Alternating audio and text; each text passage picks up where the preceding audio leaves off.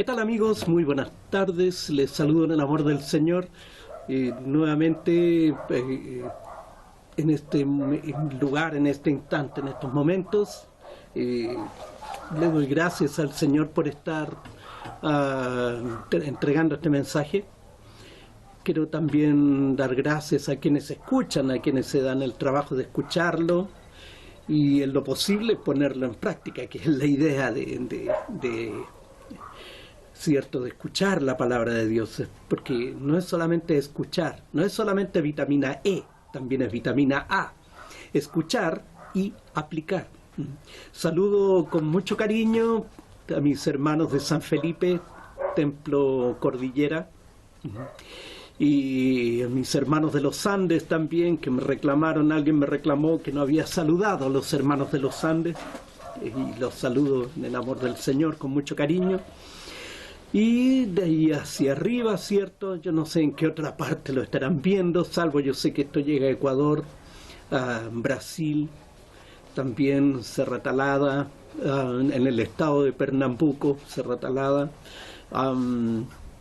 Santa Cruz de Baixa Verde, y Cupira también, ¿cierto? Está próximo a la capital, cerca de una gran ciudad también que se llama Caruaru. Y a mis hermanos queridos de Caranavi, en Bolivia, cercano a La Paz. Y bueno, a todo aquel que escucha este mensaje desde cualquier lugar, avísenme y para poder saludarles. Y darles gracias también por darse el tiempo de escucharlo. Y como siempre les digo, esto no es mío, ¿no? Yo simplemente soy un copión, yo copio de distintos lugares, escucho, busco por todos lados y bueno, confiando siempre que es el Espíritu Santo el que guía toda esta búsqueda y nos da la oportunidad, ¿cierto?, de conocer la hermosa y fuerte palabra de Dios que nos alienta, nos alimenta y nos fortalece en este mundo tan decaído en el cual vivimos y en este mundo a la vez tan frágil por todo lo que estamos viviendo. Nos damos cuenta de la fragilidad de este mundo.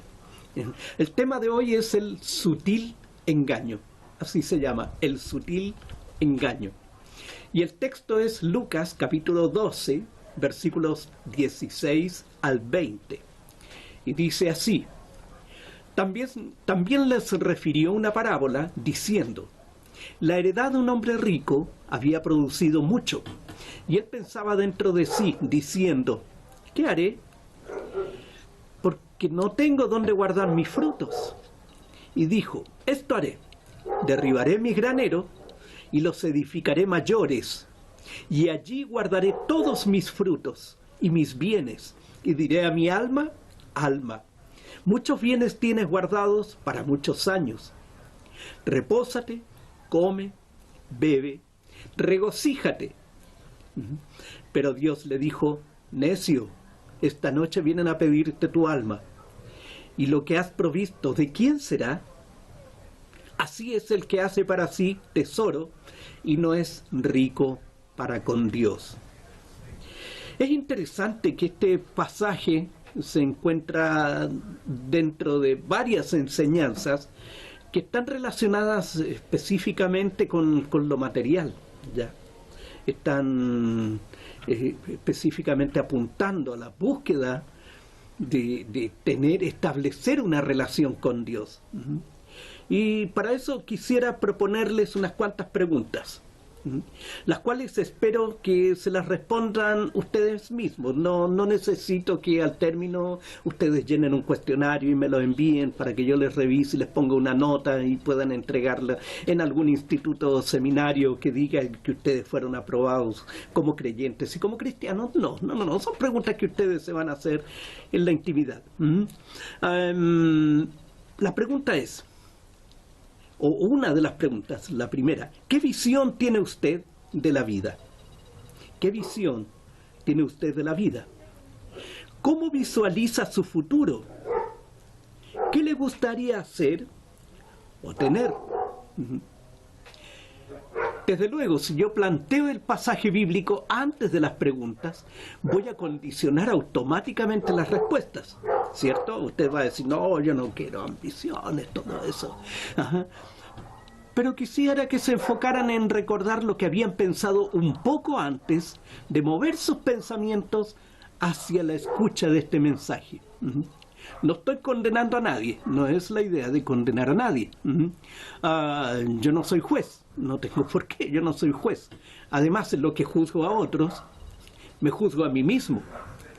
E invariablemente voy a terminar condenándome a mí mismo, así que no me conviene tampoco hacerlo. Hay un concepto en sociología que se llama la modernidad líquida. La modernidad líquida. A lo mejor alguno de ustedes ya lo habrá escuchado, o tal vez sabe más que yo acerca de esto. Pero para mí resultó completamente nuevo, aunque aspectos de su significado lo podemos ver en la vida diaria. Yo no conocía este concepto, y me gusta leer y me gusta investigar, y de repente me encontré con este concepto, me llamó la atención y empecé a buscar, y la verdad es que tiene aspectos muy interesantes y muy sutiles también. La modernidad líquida es un libro escrito por un sociólogo judío polaco llamado Zygmunt Bauman. Zygmunt Bauman, fallecido en el año 2017 a los 91 años, donde expuso sus ideas acerca de la sociedad actual y de sus formas de vida, las que comparó a este elemento, al agua, al líquido, ¿cierto?, por ser tan escurridiza como el mismo. La sociedad hoy es escurridiza, se va entre medio de los dedos, el tiempo se va entre medio de los dedos, las actividades, lo que hagamos, se va entre medio de los dedos. Lo que hoy era valioso, ya mañana no es valioso. Lo que ganamos ayer, hoy día ya no nos sirve. El actual momento de la historia en que las realidades sólidas de nuestros padres y abuelos, tales como el trabajo y el matrimonio para toda la vida, se han desvanecido, y muchas cosas más también, y han dado origen a un mundo más inestable, inseguro, frágil, provisorio, ansioso de novedades y agotador, donde no hay creyentes ni ateos, sino que cada uno depende de sí mismo. Hoy, la mayor preocupación de la vida social e individual es cómo prevenir que las cosas se queden fijas, que sean tan sólidas que no puedan cambiar en el futuro. Me explico con respecto a esto. La gente, cierto, hoy espera, principalmente esto se ve en los jóvenes, la juventud de hoy, no quiere quedarse en estándares, no quiere quedarse en modelos, no quiere quedarse en proyectos fijos y estables, sino que siempre están buscando, ¿cierto?, que esto vaya cambiando. No quieren quedarse en paradigmas, sino que ir estableciendo cada día sus propios paradigmas nuevos, ir restablecidos, ¿ya?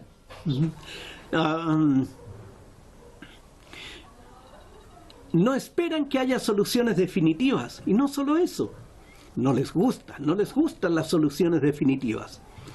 Sí les gusta el éxito rápido, como es la palabra que leímos al principio, ¿cierto? Con el fin de satisfacer sus carencias a través del consumismo. Están acostumbrados a un tiempo veloz, seguros de que las cosas no van a durar mucho tiempo, de que van a aparecer nuevas oportunidades que van a devaluar las que ya existen. Y sucede en todos los aspectos de la vida, con los objetos materiales y con las relaciones con la gente, y con la propia relación que tienen con ellos mismos. ¿Cómo se evalúan? ¿Qué imagen tienen de su persona? ¿Qué ambición permiten que los guíe? Todo cambia de un momento a otro.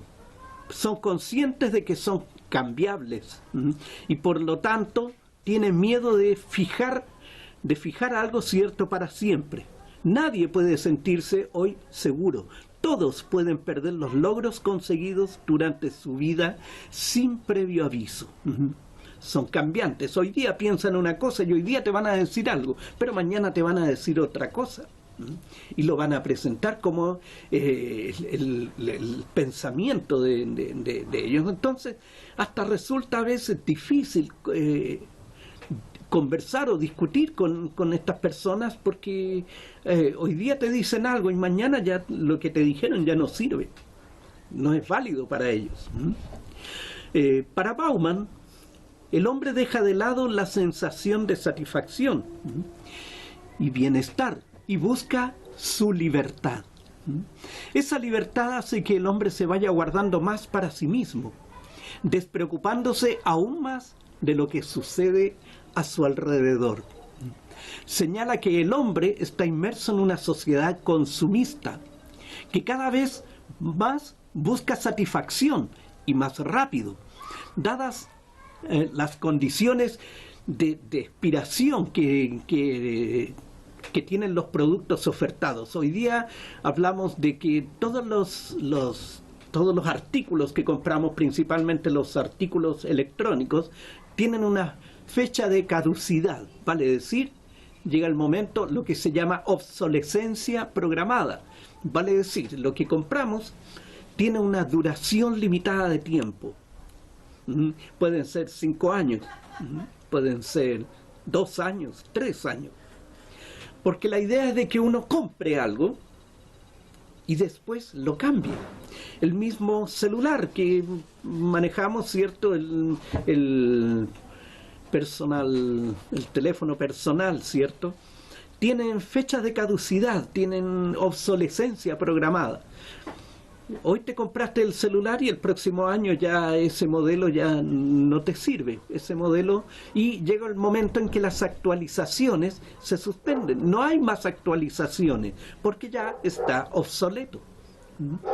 Y en muchos casos ya no siguen, como ya no reciben actualizaciones, empiezan a dejar de recibir las páginas sociales que nos gustan tanto, ¿cierto? Las WhatsApp, Facebook, todo eso. ¿Por qué? Porque como ya no se actualiza, pasan a ser obsoletos, como dije antes. Ahora, la persona considera que esa necesidad por las compras tiene como causa la búsqueda desesperada de pertenencia al grupo que guía los rumbos de la sociedad. Si tal persona tiene tal objeto, ¿cierto?, la mayoría por lo menos va a querer tenerlo.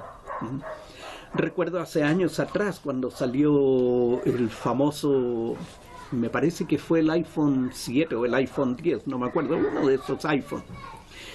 Y había gente que llevaba una semana esperando, ¿cierto?, a la salida de la tienda de que llegara el producto, para ser el primero en la fila en adquirirlo.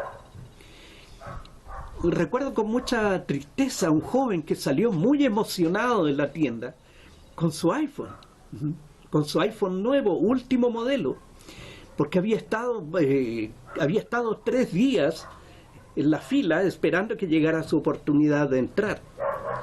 Pero ¿cuál no sería su desgracia que al abrir la caja para mostrarlo, el iPhone se cayó y se rompió? Y todo lo que gastó, porque esos teléfonos no son baratos, son caros, sobre todo cuando son la primera generación, son caros. Imagínense la desazón de este pobre joven, de este chico, que empezó con su voz entrecortada a hablar, ¿cierto?, sabiendo lo que había acontecido y todo lo que se había esforzado para eso.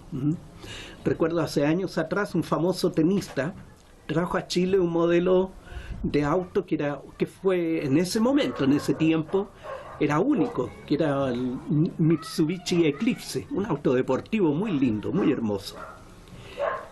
Y nomás traerlo, cuando ya empezó la competencia a tratar de adquirir el modelo, a lo que este personaje, ¿cierto?, este famoso tenista, decidió venderlo y comprarse otro que era más moderno, más que no estaba en el mercado todavía acá.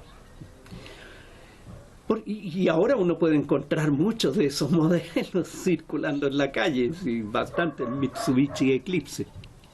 todavía sigue siendo un auto caro, pero ya perdió, ¿cierto?, el sentido de urgencia, el sentido de novedad.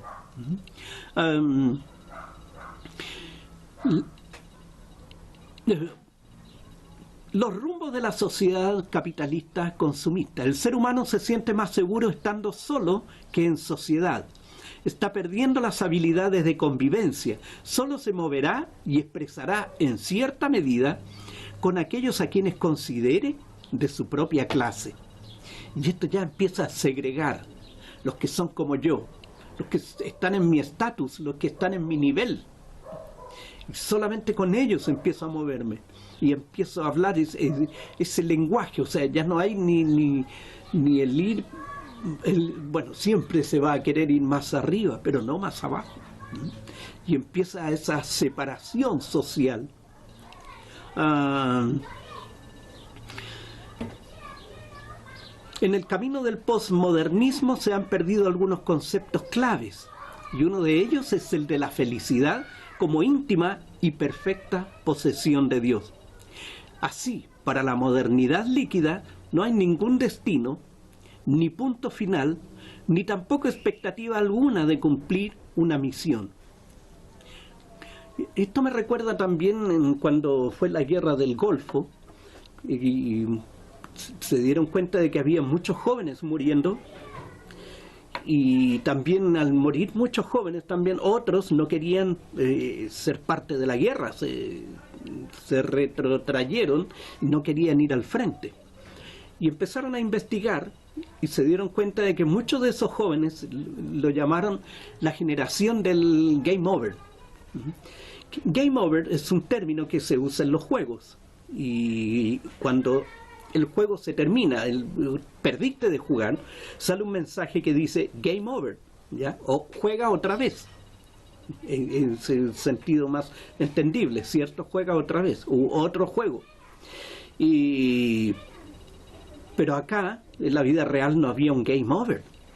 Y ellos veían cómo sus amigos eran destrozados por las balas y por las bombas enemigas. Y no había un game over. No había un juega otra vez. No era una muerte ficticia, sino que se enfrentaban a una muerte real. Y eso provocó un profundo choque en aquellos jóvenes que tenían en su mente el concepto del game over. De esa muerte que ocurre en los videojuegos, donde tú puedes volver a jugar, volver a comenzar, pero acá no había un nuevo comienzo. Ahora el problema es cuando este tipo de filosofía llega a la iglesia, cuando los hermanos y hermanas se ven influenciados por este tipo de pensamientos, llegando a transformar su moralidad y su santidad. Hay dos palabras en griego cuyo significado tiene una relación lineal. Una es metanoia y la otra es metamorfosis. El significado más simple de metanoia es arrepentimiento. El arrepentimiento es una decisión que resulta en un cambio de mente, lo cual a su vez lleva a un cambio de propósito o acción. El primer llamado del reino de Dios es al arrepentimiento, lo que traerá como consecuencia la renuncia y cambio de actitud, sumisión y deseos de aprender, y un continuo perfeccionamiento. No hay nuevo nacimiento en el reino de Dios sin oír el llamado a la salvación, renunciar al pecado y volverse del pecado a Cristo el Señor. La puerta de entrada, ¿cierto?, es el arrepentimiento. En Hechos 3:19 dice: así que arrepentíos y convertíos para que sean borrados vuestros pecados. La palabra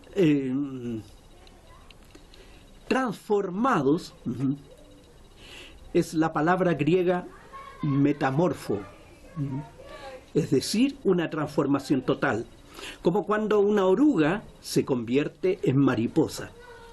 Ese tipo de transformación, de estar inmerso en la cultura, las tradiciones y las costumbres, conforme a los deseos engañosos de los tiempos, los estándares y las prácticas que predominan en la liberal y permisiva sociedad actual, como una horrible oruga que se arrastra hasta transformarse en una bella y majestuosa mariposa. Pero esa transformación no... Millones de creyentes cristianos nunca renuevan su mente. Es por eso que siguen arrastrándose como orugas. Y es lamentable. Y lo vemos muy común en las iglesias. Y vemos cristianos, creyentes, que no han sido transformados, no han sido cambiados, y siguen con sus actitudes, y siguen con sus ideas, y siguen con sus posturas también, con respecto a lo que debe ser el cristianismo, que naturalmente, cierto, favorece su posición. Romanos 12:2 dice, no os conforméis a este siglo, sino transformaos, o metamorfosios, por medio de la renovación de vuestro entendimiento, para que comprobéis cuál sea la buena voluntad de Dios, agradable y perfecta. Un punto clave aquí es la palabra entendimiento. Nuestro entendimiento tiene que ser renovado, y la palabra renovación significa hacer nuevo. Y para hacer algo nuevo, básicamente tenemos que deshacernos de lo viejo. Pero Dios usó una interesante palabra para el tipo de renovación que necesitamos llevar a cabo. La raíz de la palabra de donde viene la renovación es la palabra griega kainos, que significa nuevo en cuanto a calidad y carácter, no algo recién hecho. Vale decir, no es algo que yo recién voy a hacer, sino que tengo que volver a la calidad y al carácter, ¿cierto?, que Dios ha establecido para cada uno de nosotros. Las cosas que necesitamos para alimentar nuestra mente, a partir de ahora, deben ser nuevas en calidad y carácter. Y eso es lo que la palabra de Dios trae a nuestras vidas. La modernidad líquida está en todas partes. En las noticias que vemos en la televisión, las noticias que escuchamos en la radio, en los memes que nos llegan por WhatsApp, en los mensajes que recibimos por Facebook, muchos de los cuales reproducimos y enviamos a nuestros conocidos. Somos agentes que transportamos este tipo de mensajes que muchas veces no sabemos interpretar, formando así una cadena que va transmitiendo desesperanza, rabia, incredulidad y hasta ateísmo. Comenzamos a normalizar cosas que antes considerábamos inmorales. Comenzamos a aceptar otras que no permitíamos que se nos tocara.